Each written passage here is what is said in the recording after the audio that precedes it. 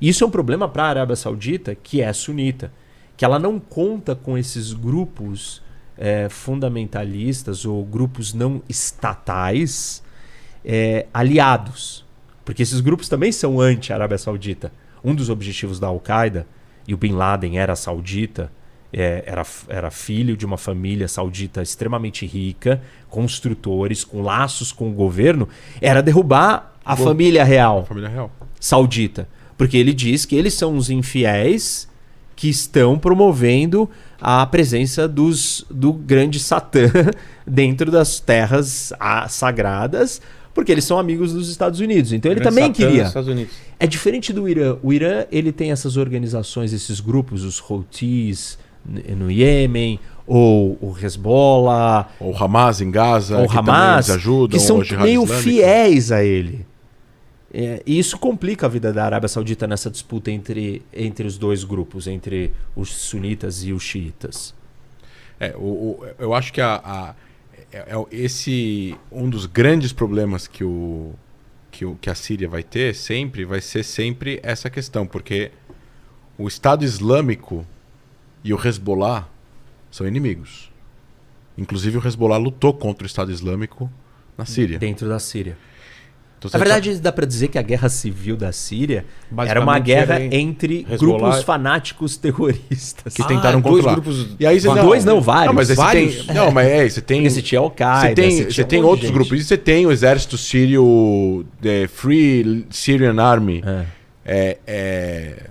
que eram moderados e eventualmente estavam conversando com os Estados Unidos e receberam armas, né, para poder lutar a guerra civil na Síria, tentar ver se conseguia emplacar algum moderado para ganhar. Isso há 10 anos atrás. Então você tem o Hezbollah lutou batalhas contra o Estado Islâmico. Sunitas e xiitas. Aonde o Hezbollah é um grupo terrorista muito mais sofisticado do que o Estado Islâmico. Primeiro, eles têm 40 anos de experiência, têm muito mais dinheiro, têm muito mais treinamento. Eles estão no Líbano, que é um país soberano, onde eles gozam de treinamento e, enfim, de liberdade para montar estratégias a longo prazo, muito mais do que o Estado Islâmico teve durante os poucos anos que ele existiu de forma mais veemente. Agora, tudo isso, no fim das contas, é tentáculos de interesses de poderes maiores. Então a gente está falando se a Arábia Saudita tem medo de grupos terroristas sunitas, o Irã fomenta grupos terroristas sunitas e o Hezbollah, que é um grupo terrorista xiita. Porque eles querem. E os Houthis. O Irã pretende ser o grande poder. O Irã não. O regime iraniano, que é um regime que não representa talvez a população iraniana, mas representa uma expectativa de poder e de império que este regime gostaria de ter. Eles sustentam grupos terroristas no Iêmen, no Iraque. Eles sustentam... olha só, o Iraque é 60... A gente nem falou do Iraque muito, mas o Iraque ainda é 60... Ainda não. Ainda não. O Iraque é 60% xiita e 40% sunita. Quando o Saddam Hussein foi ditador do Iraque por 4 décadas, o Saddam Hussein é sunita.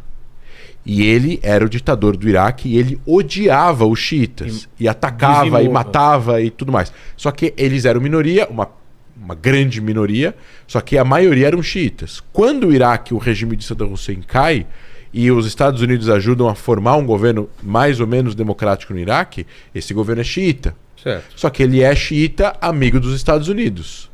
Mas o mais natural seria ele ter um acordo com o Irã. Então o Irã, ao mesmo tempo que tem um governo xiita, meio que pró-Estados Unidos no Iraque, o Irã banca milícias xiitas contra o governo xiita iraquiano. Mas aconteceram várias coisas aí nesse momento no Iraque, que é a retaliação dos xiitas quando eles chegaram no poder. Aos sunitas. Isso. Foi isso que deu origem ao Estado Islâmico.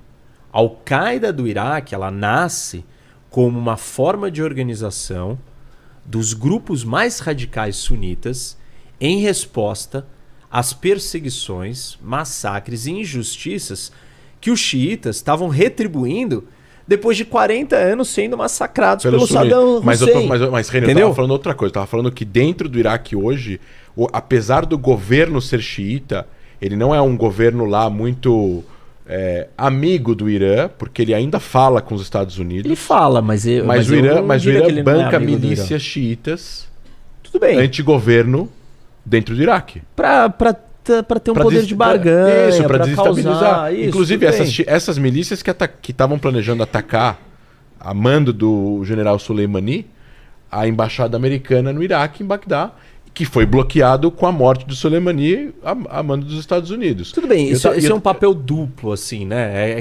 Isso acontece em todos os lugares.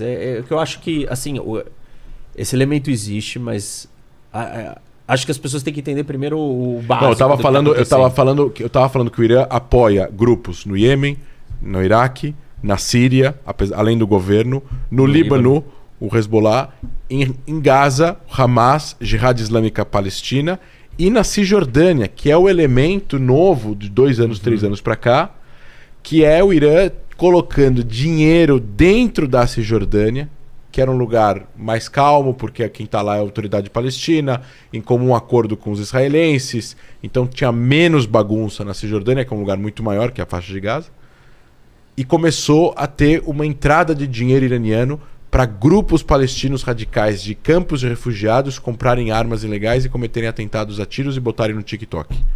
E isso começa a gerar ondas de violência dentro da Cisjordânia. A gente teve agora um atentado... De um ano para cá, de 3 meses para cá, morreram 20 israelenses. No ano passado morreram 35 israelenses assassinados na Cisjordânia por grupos terroristas ou por lobos solitários, mas que são muitas vezes influenciados por dinheiro iraniano que está entrando na Cisjordânia e está causando distúrbios de violência que preocupam não só os israelenses, mas a própria autoridade palestina, o governo palestino. Então, vamos dar um zoom.